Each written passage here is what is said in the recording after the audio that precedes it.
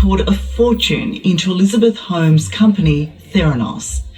Their money guaranteed she became Silicon Valley's first self-made female billionaire. But her invention was an invention. It didn't work. Elizabeth Holmes is no visionary. She's a fraudster who's risked people's lives and, if convicted, faces 20 years. It's finding what you're born to do. When you really give everything to that, then you can realize great things.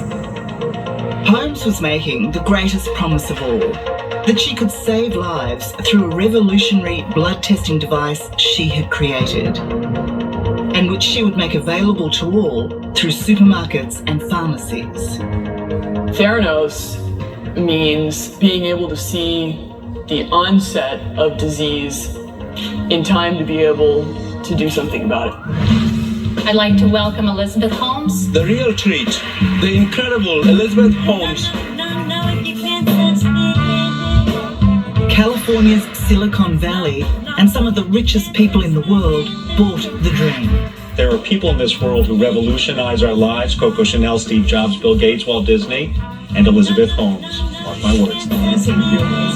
Turning Theranos into a staggering $9 billion juggernaut and making Holmes the Tech Valley's first self-made female billionaire. You founded this company 12 years ago, right? Tell them how old you were. I was 19. Celebrity commentators and cashed-up investors couldn't get enough of this new kid on the block. In Silicon Valley, she was the new darling, and a lot of that was because she was a woman entrepreneur, which is a very popular thing. So it's been a man's world, for so long. She would wear black turtlenecks like Steve Jobs and sold her little tale, and everybody bought it for a while.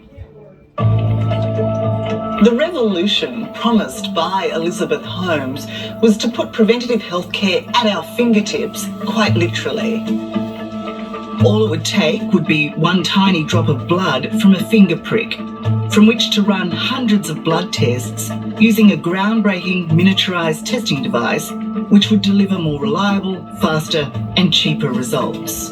People don't like big needles being stuck into their arm. Part of it... You're one of those people, right? Deeply so, yes. Elizabeth's machine would wipe out the traditional way of doing things, larger volumes of blood drawn from the arm by big needles, and costly and time-consuming lab analysis. The mission was to enable everyone to get blood tests as frequently as once a month, to build a personal health profile, and to catch diseases like cancer at their earliest. People don't even know that they have a basic human right to be able to get access to information about themselves and their own bodies that can change their lives. But as whistleblowers would expose, the Elizabeth Holmes revolution turned out to be an extraordinary fraud, a lie that put lives in jeopardy. Were you ever asked to falsify data or destroy data? Oh, just get rid of these tests that you've run.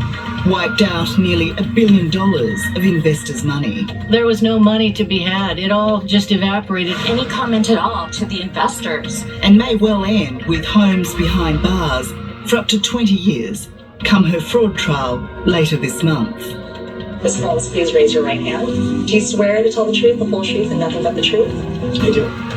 How would you describe the rise and then the fall of Elizabeth Holmes? Well, I think it is a commentary on Silicon Valley's culture. There's so much hyping, so much exaggerating in this culture that, young entrepreneurs are basically bred to behave this way. And as investigative journalist John Carreyrou found, there were plenty of people in the room willing to drink the Kool-Aid, all hoping to crack the Unicorn Club, the billion-dollar startups emerging in Silicon Valley at the time. This was the unicorn boom, and this was 2015, and things were getting really frothy in Silicon Valley, and people didn't want to miss the next Facebook. And a lot of people wanted to get on board this next rocket ship to riches. When she first interviewed me, I have to say I was a bit starstruck. Science graduate Erica Chung was not out to get rich, she just wanted a job. And Theranos, with Ernest Elizabeth Holmes at the helm, was the dream pick. I was really enthusiastic as sort of a young scientist to work for a company that seemed to have a compelling vision and a strong leader who seemed to back it as well. But Erica was shocked to find the Theranos dream was in fact a fairy tale, peddled by Holmes and Chief Operating Officer Ramesh Sunny Balwani, Elizabeth's boyfriend at the time. For all the excitement, the little black box simply did not work. It could not do what the pair claimed. The reality of working at Theranos was that a lot of the things that were being said about the company were not actually what was going on behind closed doors. This new revolutionary device, it wasn't actually in existence. It hadn't quite been built yet. Worse, they were using a jerry-rigged version of the machine to run patients' blood tests. The results were often false or misleading, but this too was hidden from an unsuspecting public, despite the significant health risks. I just wanted people to know that they were leveraging this faulty device to test on patients, and that needed to be stopped. Rumours of Theranos' bad practice were circulating. But it was journalist John Carreyrou from the Wall Street Journal who would be the first to start investigating after a tip-off from a sceptical pathologist. Things, began to come into focus for me, and I realized that, this was not just a business fraud and a corporate fraud, but potentially a fraud that had big implications for the public health. And so I thought, well, this is a big story. For all the hope and hype, Elizabeth Holmes was now accused of being a fake. But as it would become clear, the consequences of her fraud were real and dangerous. This is inexcusable, now and forever.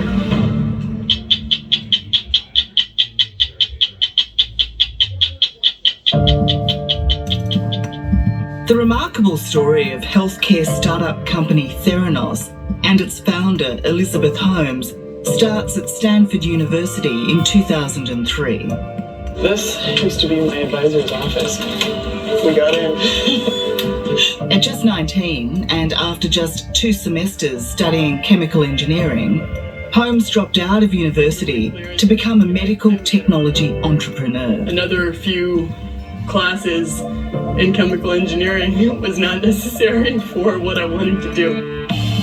One of the first to hear her future business plans was Stanford University Professor of Medicine, Dr. Phyllis Gardner. Unlike most who encountered Holmes, Dr. Gardner was not impressed. Did Elizabeth Holmes always have big dreams, in your opinion? Absolutely. Her ambition was over the top. And unfortunately, the person who twice introduced her to me said, she's just brilliant. She's brilliant. And when you're surrounded by Nobel laureates, you take that with a grain of salt, a boulder of salt.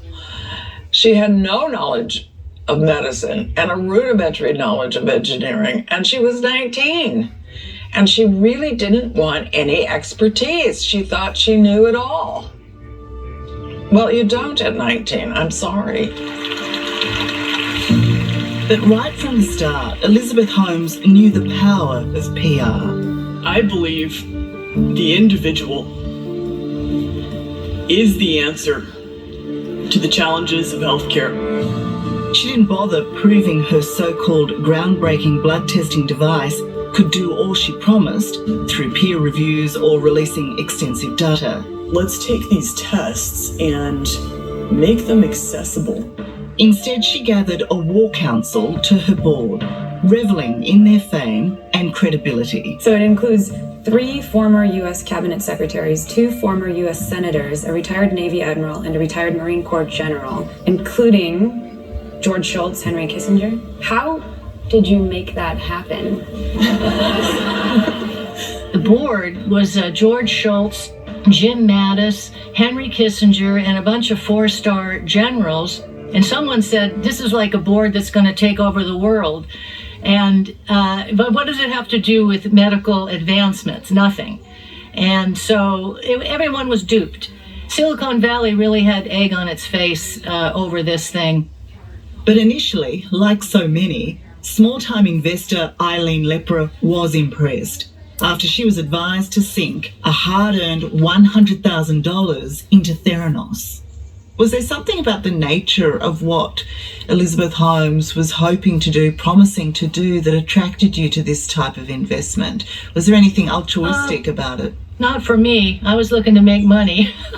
But I worked for a venture capitalist at the time, and he said it would be equivalent to Apple, and to get as many shares as I could. No matter there was no evidence, the money flowing into Theranos was huge, almost $1 billion. At one time, Rupert Murdoch was the single biggest investor, buying $125 million worth of shares.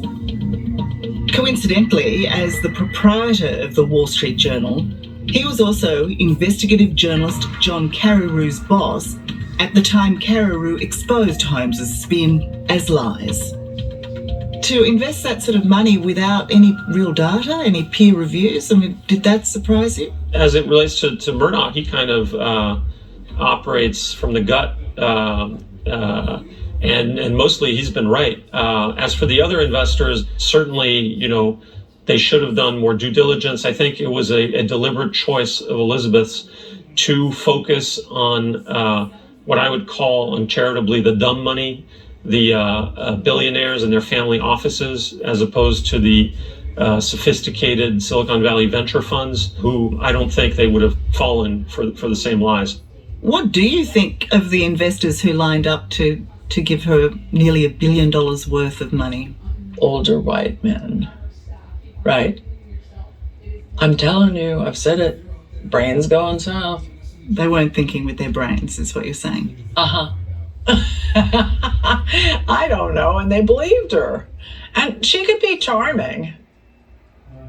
She could be, I'm sure. It just didn't charm me, but she could be charming to older men. Giving people the right to obtain a laboratory test will, by definition, begin the process of enabling them to engage in their health. Ms. Holmes, you are magnificent. With Elizabeth's charm offensive in full flight, results back in the lab were going from bad to worse, according to former lab associate Erica Chung. They were producing really wildly inaccurate and imprecise results on a consistent basis across many different types of blood tests. Tests like hepatitis C, or your thyroid test, or tests that would be predictive of cancer. It's telling us very clearly we need to stop testing patients. Every person should have the ability to get that type of test. But Elizabeth was not listening, desperate for her technology to catch up with her vision. Your health is really important to us, the kids. Of all those taken in by the Theranos mania, it would be patients who had the most to lose. Because nothing is more important than the health of those you love. It was just a big fraud.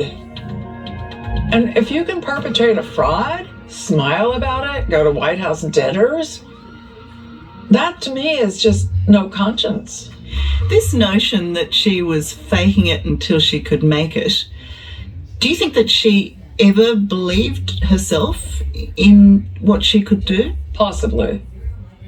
Probably. I mean, it's almost like in another fantasy world, an egoism that I can't describe. I don't have that. I doubt you have that. Fake it till you make it. Excuse me, on patients? I don't think so.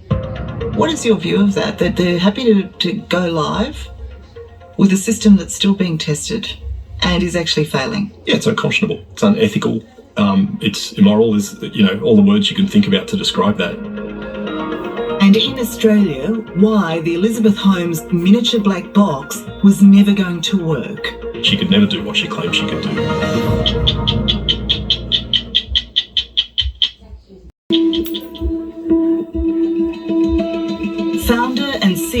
of startup company Theranos, Elizabeth Holmes, was promising to make possible the impossible in the name of preventative medicine.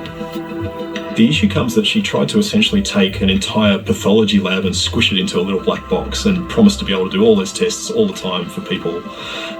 And it takes years and years to develop a single one of those tests up to the standard where it can be accurate. So it was, ambitious doesn't quite capture it, but it was incredibly ambitious. Medical scientist Dr. Darren Saunders from Sydney University has keenly followed the rise of Elizabeth Holmes and her promise that this mini-lab could run hundreds of blood tests off just one drop of blood. His expertise in the field made him incredulous right from the start.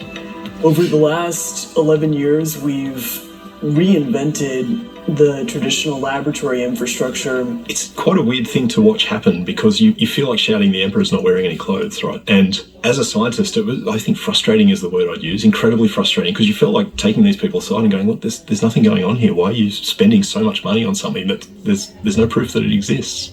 That was the phrase I always used. It was exactly that. The emperor has no clothes. And that is the perfect metaphor for what it was like. Across the world, Dr. Phyllis Gardner was equally disturbed. As a professor at Stanford University, she knew Elizabeth Holmes as a student there. Up until that point, the way that they had to draw blood is before she famously dropped out and acquired the Steve Jobs attire. So dehumanizing that it's an incredibly emotional process. And before her voice changed. Well, it's wonderful to be here. I started this company because... And what about the deep voice? Did she have the deep voice when you were dealing with her? No, I was shocked when I heard her voice because I didn't met her before. That is a voice you don't forget in a woman. Oh, hello. Yeah. The right to protect the health and well-being. Carefully crafted or otherwise, corporations were lining up to embrace Elizabeth Holmes. Her success was sealed when, in 2013, in a multi-million-dollar deal, Theranos was launched in pharmacy chain Walgreens. We have an operational plan that will allow us to become within 5 miles of every person's home through the Walgreens that we've opened and are continuing to open nationally. It was all about access and ease. Customers could get an in-store blood test off a simple finger prick, which would cost next to nothing. They'd even get their results back within 4 hours. That was the promise. The truth was another matter, according to former Theranos lab associate Erica Chum. This thing that was supposed to be 5 would all of a sudden show up to be 60. And then you would run it and it would show up to be 4, and it was just the degree of inaccuracy was just way too high to be acceptable to start running on patients. So I got my Theranos test done on 29th of July, and then 31st of July I got a test done by another lab, and it was different. Unaware of the wildly unreliable results, Pallav Sharda, himself a physician turned medical technology entrepreneur, went to Walgreens for a Theranos blood test. The results were surprisingly bad for this health-conscious medico. They showed he was pre-diagnosed. His own doctor was suspicious of the diagnosis and ordered another blood test from another lab. That was the moment when I felt cheated because there was a little bit of a pride hurt because I'm from the industry. If you had not got a second opinion, a second test, what course of action would you have taken? At age 35, I would have been started on anti-diabetic medication. And no medication comes without side effects. So I get emotional thinking about how big a deal it was for me. If you followed the Theranos model, you would have been on medication for a disease you don't have. Yes, absolutely. This is inexcusable. now and forever. Was it a fact that there were illnesses that might not have been picked up? That there are people who might have been suffering from life-threatening diseases and they just didn't know it because they got a false result? Yeah, the devices were so unreliable that you really couldn't trust it with any test. The groundbreaking Theranos technology was a charade. Instead, Theranos was secretly using traditional, commercially available blood analyzers. Because those machines require larger amounts of blood to run their tests, staff were ordered to dilute the small blood samples collected by fingerprick, rendering those results unsafe. They were doing the tests on standard equipment and they were diluting the blood, which invalidates a lot of the results. So I knew there was fraud going on, and from very early on. But still, the marketing myth continued. And you make a decision to do something, you do it, and that's it. A previously non-existent lab was created, filled with as many of the black boxes the company could find. Then Vice President Joe Biden was invited to inspect. This is sort of the laboratory of the future. Unaware the devices didn't work and that he, along with the world, was being conned. To learn that she created a fake lab to show Joe Biden, I mean, what an audacious act of deception. Well, she was audacious, I would grant you that. And everything she did. I do think there's some, this is my opinion, that there's some sociopathy involved. And the ability to lie and without caring is not normal from my perspective as a medical doctor. She was trying to overpromise and then hope that her engineers and her biochemists would catch up, and that when they eventually did and that her machine worked, no one would be the wiser. The problem is she was nowhere near ready. Elizabeth Holmes was revered as the superwoman scientist, come to rescue and revolutionize the US health system. But the true heroes of the Theranos tale are the courageous whistleblowers who helped investigative journalist John Carreyrou from the Wall Street Journal expose the sham. Off their testimonies, he went on to write the award-winning Bad Blood and is hosting a podcast called Bad Blood, The Final Chapter. These are people who wanted to do good. These are people who couldn't sleep at night because they were worried that patients were relying on false results. Right. Did that strike you as well? They couldn't, in good conscience, continue to not say anything. They felt the need to speak up, and they felt that lives were in danger and that the longer this went on, the worse it would get. Erica Chung was one such hero. When her concerns were ignored by Theranos, she left in disgust, but still feared for its customers. Alerted regulators to what was going on behind closed doors. You were being extraordinarily brave. Yes. You clearly felt compelled to get someone else in.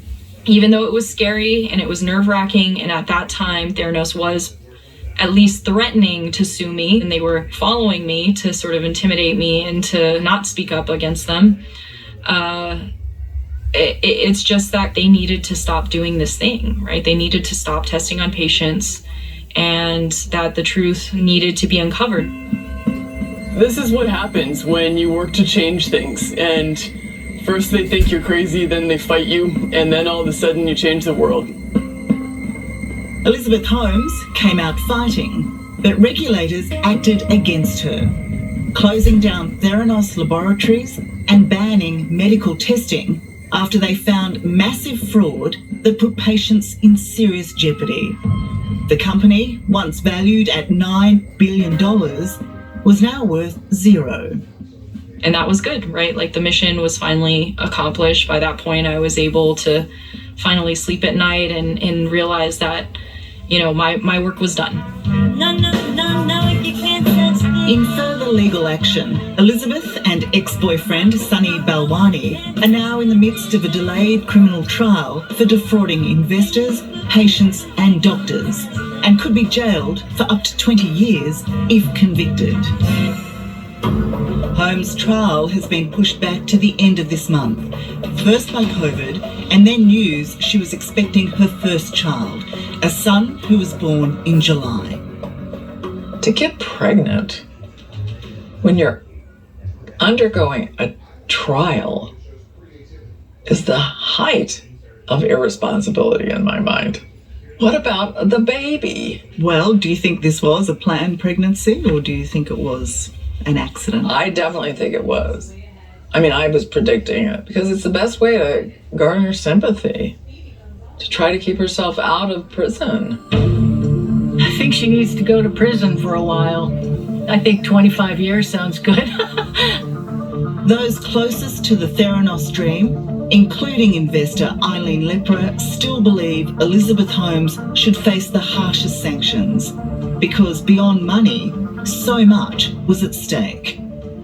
Everybody knows it was all a sham. So why would you get a slap on the wrist? You know, if it was just money, that's one thing, but it's people's lives, their medical situations. That's not okay with anybody.